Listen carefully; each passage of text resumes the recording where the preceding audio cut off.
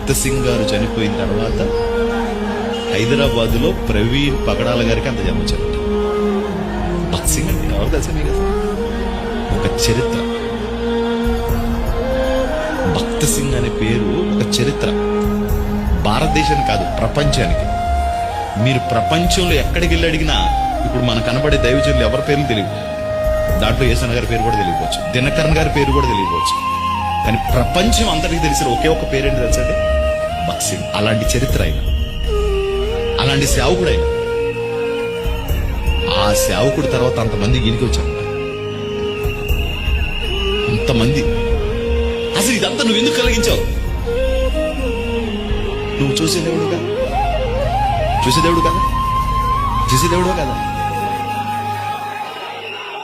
ఆయన న్యాయాధిపతి. ఆయన ఆయన ఎందుకు అలా చేసుకుంటాడు? ఆయన ఇదంతా అలరా చేయడం అంటే ఏం చెప్తాం?